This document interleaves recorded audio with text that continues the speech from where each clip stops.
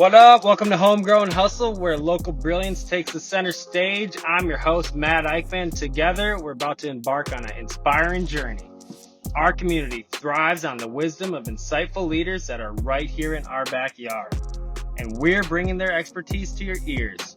Whether you're an aspiring entrepreneur or simply seeking inspiration, this podcast is your guide.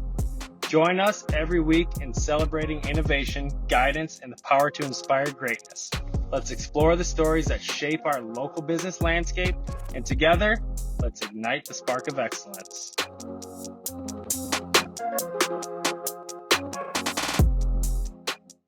So we're going to do another little Homegrown Hustle episode here. We've got some FAQs, gotten a lot of questions. Here's just a couple that we picked out. So I'm going to run through, I'm going to read them, and then I'm going to answer them. First of all, thank you so much for everybody listening in 2024. We had a lot of wins, a lot of growth and learning for us as a team here at Homegrown Hustle about the whole podcasting space. And we built out all the SOPs, and things have really leveled up since that first one that was a failure to launch. But now we got it dialed in. We've got a full studio, and we wouldn't have any of it if it wasn't for the listeners and viewers that we have. It's all for you. That's why we do this, and we give it away for free. We really just want to bring as much value to our local business community as possible and try to inspire as much learning to local entrepreneurs and businesses as possible so that future generations of entrepreneurs can feel the impact of the innovation that we can have here in the local market. So that's my big pipe dream of a hope here with the podcast that we built. Obviously, it's more than just my wife listening, so I want to say thank you to everybody. But this has been a lot of fun, and that's why we're coming back again in 2025. So we've got 9 questions. We're going to rip through them. I might decide I don't want to answer some of them because that's how I roll sometimes, but we're going to plan on all 9 at this point. So first question, what's been the most memorable moment for you on the podcast this year? Probably this is such a good question. I'm glad we used it. I think the most memorable moment would probably be some of the things that happened behind the scenes and the ability for our team to pivot and kind of figure things out. Like I said, when we first started, first podcast failed.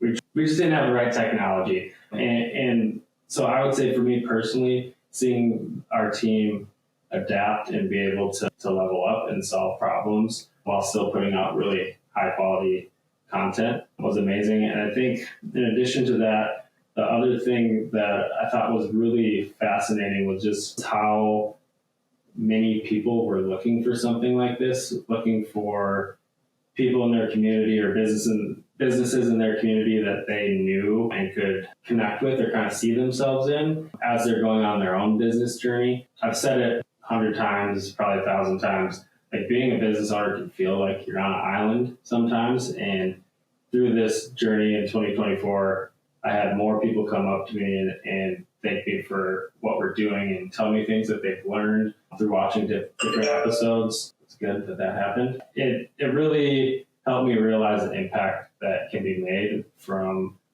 just getting started and having conversations and putting it out for other people to listen. So anybody that's out there that's like thinking about a podcast or wants to create content, like you can do it, but you gotta believe in whatever it is. Otherwise it's going to fizzle out, because this has not been easy to figure all that out, because I'm not a professional podcaster or a podcast setter up or whatever that's called.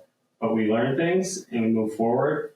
And now we're 70 some episodes in, and it's just getting better and better. We're getting more and more recommendations. So the community that's built over the course of the last year really surprised me. I don't know what I was expecting, but we've already surpassed that from attention standpoint. And thank you all for all the feedback, all the questions you ask, or recommendations for guests. It goes a long way. I'm going to get back to the questions now. So number 2, which guest's story had the biggest impact on you and why? Man, this is a loaded question here. A couple people come to mind. I'm going to start with the one that we're going to go alphabetically. So Alosha Peterson with Endless Possibilities. That man is incredibly driven. and has seen a lot of success in his business. But that result, there's a lot of things that came before that result, and just the story that he had and the perseverance. And then to learn that he got his whole business concept and idea from one small little video on social media that he saw and he just kind of grabbed onto. And then he went past grabbing it, and he chased it and he pursued it with an incredible type of hyper focus. Despite all the adversity he went through, it made me feel really inspired just to know the guy, and made me appreciate him even more when he opened up and kind of told us some of the things that were earlier steps in his journey to where he's at. So if you haven't listened to that one, definitely go back and listen to that. And then another one, we had Jeff Salzburn on a couple times. And Jeff, for very different reasons, is another one of those guests that we had where he had a similar story where he didn't come from a lot of success in commercial real estate. Like a lot of people that are in that space come from families that have been in it. He learned it the hard way, and he had a mentor to help him get there that created a lot of opportunities and really helped him learn the business, but also learn more than just the business. It deepened his learning in a lot of different ways, and just seeing where he's at in his career journey or his career path, and his ability to look back and talk about how delayed gratification impacted him, and try to educate people that are listening on how it can impact them. It kind of helps see what delayed gratification can lead to. So I think there's a lot of value from those two episodes that we had Jeff on for. A little bit of a spoiler alert. Audio wasn't the best for one of them, so don't be upset with us. That was early on. Like I said, we had to level up some technology, so take that in mind while you're listening to Jeff Salzburn. I think those are my two favorite ones in 2024. We did so many with Hustle on the Road and everything else. If I look back, I'm sure I could grab something from every episode, but those are the two that jump out to me for very different reasons. Number 3, what was the most unexpected lesson you learned from hosting the podcast in 2024? I learned that people pay attention, and when you've got dreadlocks and you live in the Midwest, people start to know you when people pay attention, and you're one of the only guys they've seen that's got dreadlocks. So really just having people come up to me randomly who I've never met in parts of the city or state that I've never really spent a lot of time in. That was definitely not my goal, but it helped me again realize like the impact that it makes, because us entrepreneurs and business owners, like we're cut from a different cloth, and we pursue different things than the rest of the community, and we pursue those things hard. But before we can pursue something, we got to kind of look, and that like seeking or that looking for within the entrepreneurial community, it happens a lot. It goes in a lot of different directions, but the hyper local focus of the Homegrown Hustle podcast I've seen has really built community around it, where conversations within local business groups, where those are happening, Homegrown Hustle is coming up more and more and becoming something where people look at as a reference point because of the stories that we talk about and the journeys people have gone through and the learning that can happen from that. And I just think that that's cool as shit. And I love that, because that's the purpose, is creating opportunity and inspiring innovation for the local business community and the members of our community. So that kind of somebody walking up to me in the middle of a grocery store when I was making a run at my sister-in-law's, like that, it was kind of cool. It's kind of creepy, but I'm sure you're listening because you said you've listened to every episode, and I want to say thank you and good luck with your business. Number 4, how has the podcast grown or evolved over the past year? This one, again, is loaded. So the growth, obviously the numbers and the quality of it, but I think what's really changed is our team and how we think about it and how we put it all together. There's a level of sophistication that we were lacking. When we first came in, we were kind of in a caveman phase where literally we're shooting the first couple on iPhones and microphones we got, and having to learn through that was really a fun thing to be part of. As we've grown and our audience has grown, the type of topics or the guests that we have on, those have helped us inform who we're scheduling for upcoming podcasts and where our viewers or listeners really get the most value, so we can tailor some of the conversations we have to bring as much value as possible, because that's what it's all about for us at the Homegrown Hustle.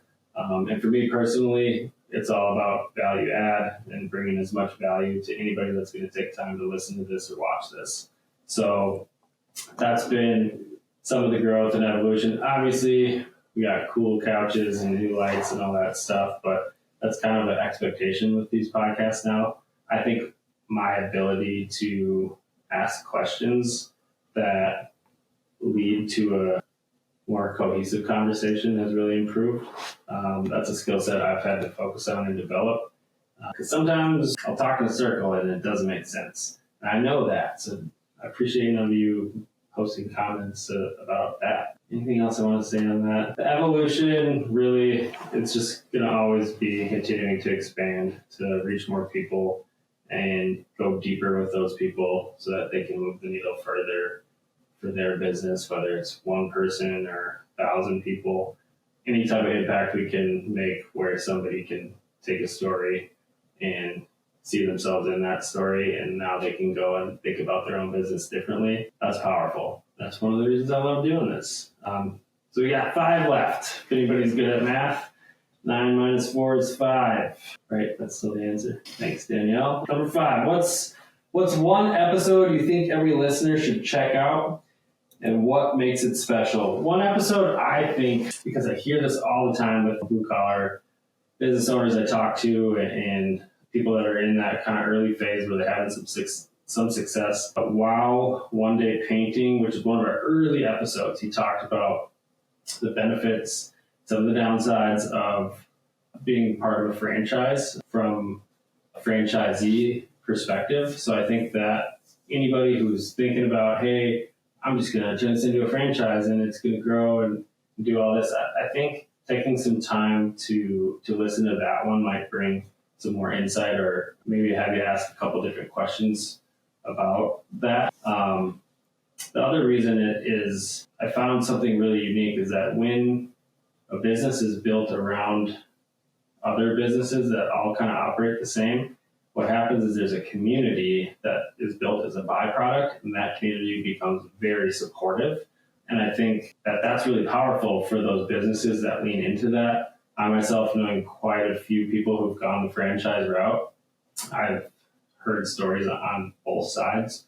We haven't chosen to go that route, at least yet. Probably won't, but just know what you're getting yourself into. That episode, I think it was number 4, so much attention and positive feedback from that community to the business owner. And I think that went a long way for him, but also it helped me just see what that can do and help me believe even more in the community that we're building here. How do you think Homegrown Hustle has impacted the local business community this year? I can guess, or I could tell you a few stories that I've heard from some people. So early on, obviously we had people kind of rallying us, but there's a few people that have come up and just told me thank you pretty much because of some of the conversations we've had around finance within the business, especially like how a business owner thinks about it. So I think some of the questions to the local community, or the local business community that they're asking themselves, I think those have maybe evolved a little bit. And in a few cases, I know it's opened doors for businesses to grow and expand just because they were thinking about the cash in their business the same way they thought about money growing up, or how they were taught to think about money, which is a scarcity mindset, and it was limiting some of their growth. And then when they started learning about credit and what that looks like for their business and good and bad debt and what that can all look like, they were able to open some doors in their business that allowed for massive growth in a very short period of time. And for me, like, I love hearing that. I know that it's happened in a few cases with people I know really well. And these are people that I've had conversations with, but hearing it from a different perspective in a different light made them synthesize the information differently and then go and make change in their business. So I think some of the finance conversations we've had here are incredibly empowering for business owners in that pre-$1 million in revenue stage. I think from a ability to execute standpoint, anybody out there that's watching this and they see Matt put a podcast together and they're on episode 75, a lot of people see that they can go and do that too, because I hear people say, oh, I've thought about that, I've talked about that. The only difference is we went and did it, and we're still doing it, and it's a lot of fun. So I know that people focusing on execution in their business and also in marketing has changed. And these are just from conversations that I've heard. But some of the things that are more exciting, and maybe you can't quantify it right now, but the unique ideas and innovations that happen through bringing in a new piece of information to somebody's business where they can go and take part of the local service provider's business and innovate that and bring a new offering to the market that's never been seen before. This is a visionary in me speaking, but that's the stuff that is really exciting to me because it's art in business. And that, for somebody thinking he wasn't very creative or artistic, to see that you can have creative capacity within like an analytical type of thinking in business, like that's cool. Sorry, art teacher, you were wrong. I am creative. I think my wife would still disagree at times, but I think people are learning from other people without having to read these 15 steps or buy this program or do anything crazy. They're learning that really with hard work and perseverance, you really can move mountains, and you can change your life and the lives of anybody that your business interacts with, whether it's an employee or a customer or vendor. I think that the stories that people hear, it allows them to understand that it's not just them on that island, that there's other people that have gone through that and now gain more faith in themselves as they go through things and they have the struggles that happen as you're growing a business. So that's how I kind of know it's impacted the community. If there's any other way we brought value to you, if you want to send us some feedback, I promise I won't read it on here if you don't want to, but there's still probably a 50-50 chance I'm going to read it on here. Just kidding, we won't do that. But if you want to give us some feedback, we would love that. I love hearing stories like that. That's the feedback loop that my soul probably yearns for with some of this, because knowing that what you're doing is executing the thing you're trying to do, like, that makes it easier to keep going. And without knowing there's a other side to it or getting that feedback, that's where a lot of businesses stop. They don't have anybody giving that feedback, or they don't have new inputs happening, so they can't really see how to go further. So my hope is that we expand that and impact more people in 2025 and go deeper into certain topics and go get bigger guests to have on here to have bigger conversations. I love talking about business, any size business. I can jam with you on it. Pretty well read there, but I'm trying to get, like, we're talking one of these Fortune 500 companies around here. We've got a couple conversations going, and we're hoping to lock in some conversations with some top executives there. So stay tuned in 2025. But let's move on to number 7 first. So what's one piece of advice you give to aspiring entrepreneurs?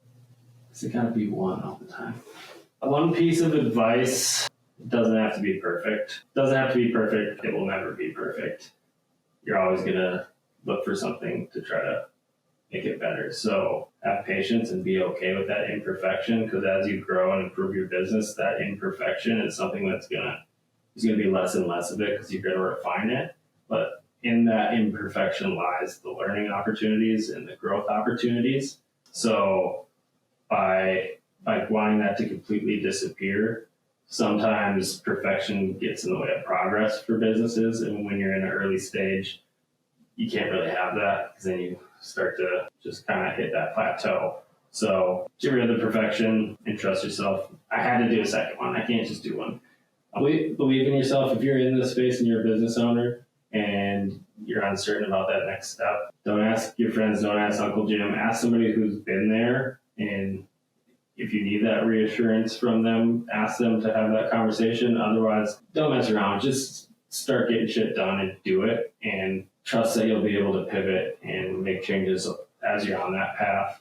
Most entrepreneurs and business owners are good at seeing patterns and identifying what's going on in a business and then pivoting. So those would be my one piece of advice, those two things. Yeah, I'm funny. You guys didn't realize that when you watch this or listen to this, but I crack myself up. Danielle's laughing behind the screen there too. So as long as we got 2 giggles, that's fine. All right, number 8. Looking back, is there anything you'd do differently with the podcast in 2025? These are kind of a lot of questions, all of them. So have a conversation with the team. I don't think that there's anything we do differently. I think there's things that will change in 2025 to continue to refine. But really having a particular topic or conversation to have where somebody's a subject matter expert is going to become more and more focused for us. Obviously, we love hearing stories. Obviously, we can connect and understand a story or what somebody's trying to tell us better when we know who that person is and kind of where they came from. But when you're a subject matter expert on certain things, sometimes what they're doing in high school isn't as important. I think some other things I'd do differently would be just increase the short form content that we create as a byproduct of this and use it and deploy it in a different manner than we have, just to make sure that when we put out these awesome episodes that we're doing a good enough job getting it out there so that when it drops, people who want to listen to it and are interested in the topics we cover, they can get it as soon as possible. I think we could have done a better job with that. That being said, our team is still doing a really good job, but I'm never going to be the guy that's like, yep, don't gotta work on anything or improve anything. Anybody that knows me knows as soon as we get to the W, we barely started lowering the trophy, and I'm already starting planning the next goal or the next workout that we're going to do to get to the championship the next year. So we'll always be getting better, and that's why we ask for reviews. It helps us grow, it helps us learn, and it helps us bring content to you guys and answer questions to you guys that matter. Obviously, this is fun for me, but we're doing this for you. So the more we can bring relevant, valuable information with the right timing to you all, the better it is for you and anybody else that's listening. So having a little bit more strategy around that as we're planning the guests throughout the rest of the year. My goals and hopes for the Homegrown Hustle of 2025. My goals are going to be, like I said, I wanted to have somebody from one of the Fortune 500 companies to talk a little bit about business at that level and some of the things that they see in their top performers. I think some other goals that I have are really just around, these are kind of like the vanity numbers really, but like listens, audience, and likes. Like the feedback we can get and quantify. But probably the thing I'm most excited about it, and we're going to have a lot of focus on in 25, is the Homegrown Hustle business community that we've built on Facebook. So this group, there's a lot of business owners on there, people that are at very different stages, and the conversations that are happening there are awesome, and it's allowing for learning that starts here can continue in that channel or in that group and can now become more than me answering a question or somebody on our team answering a question, and now it goes to you as a community impacting each other and bringing value to each other and new connections happening from that. That's what I'm really excited about. It's kind of the next phase that we mapped out in how we can cultivate this tank of innovation within the local business community, because the conversations we have are great, but when you guys can go and grab a beer with somebody that you met from a Facebook group that you heard about because of a podcast, like there's a lot of degrees of separation there, but that's really powerful. And just being able to create that type of platform is something that we didn't have as much time to focus on in 2024, but 2025, I expect that to get like 5,000-10,000 members. And everybody can join in. It's just for people that are in their business or business leaders, and they're going through some of those thought processes. I don't know if you want to call them struggles or battles, but people that can talk about experiences and learn from each other on a platform that's created from this is something that I think is really going to take this whole thing into overdrive. So if you're interested in being a guest, or you think you know somebody who would be a good guest, please reach out to us at the Homegrown Hustle, send us a DM, make a post, whatever it might be, tag us. Our team's awesome. They'll reach back out. We'll get it communicated, and we'll make sure that we follow up. If there's any topics, we get recommendations all the time, but if there's specific topics that you want to hear talked about on here, our team's amazing at sourcing subject matter experts within certain areas. So keep sending those in, keep letting us know who you want to hear from, what type of conversations you want to have. And like I said, if you want to get on here, you think you can bring value to our community, let us know. If it's a good fit and we can bring value and get it coordinated, we'd love to have you. So that's the 9 questions. I'm not going to make up any other ones. Again, hustlers, thank you so much for all the time you take to listen to the podcast, watch the podcast, whichever way you prefer to consume it.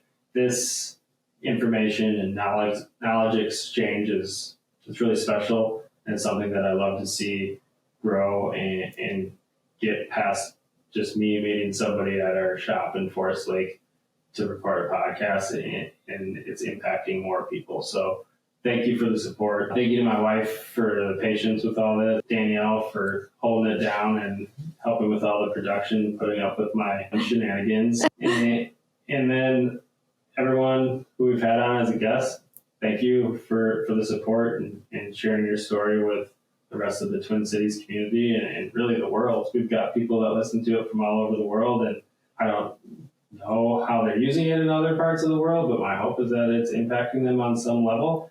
And for that, we're super grateful, and that's why we keep hustling. So 2025 is going to be a big year for the Homegrown Hustle. We got a lot planned at Abracadabra Environmental Services as well. Our team's already foot to the floor on the gas pedal there. Same thing with the Homegrown Hustle. Last thing before we go, I know we got a lot of moms that are listening, a lot of mompreneurs.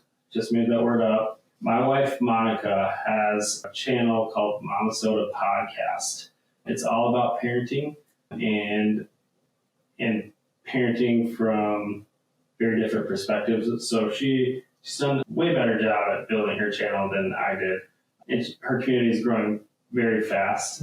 Awesome conversations over there. She's speaking with doctors and really high-level individuals within the child development space and like the different parts of momming, pretty much. So please go check that out. I'm so proud of her and what she's done over there, and it really makes our hearts go pitter-patter to see the lives that we're impacting just by putting some content out there. So thank you again for the support. Thanks to my wife for your patience and everyone in our family for all the cheers that you've given us along the way. So the cool part is we're just getting started. So you're going to see some more of us on social. Hustle means to you.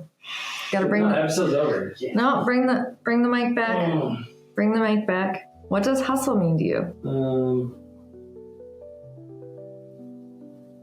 Never being satisfied. The fall back to the pit, despair, and just to climb back up to the pinnacle. Like never being in a process where you're just going to sit at the pinnacle, because you know you're always going to go back down after that. That high is going to disappear. That whatever type of momentum or energy or whatever it was that got you there, it's going to go away. Hustle's that thing. It's that passion, that drive, the fire that gets you back up there. That's what hustle is. Thanks again for joining us on Homegrown Hustle. Our local business community thrives because of the brilliant leaders right here in our backyard. And it's been an absolute privilege to provide them with a platform to share their invaluable expertise. Stay tuned for more insight, wisdom, and inspiration from our local business champions. Don't forget to subscribe, rate, and review us on your favorite podcast platform. Together, we'll continue to nurture and expand our homegrown success stories. Matt Eickman signing off until our next insightful episode.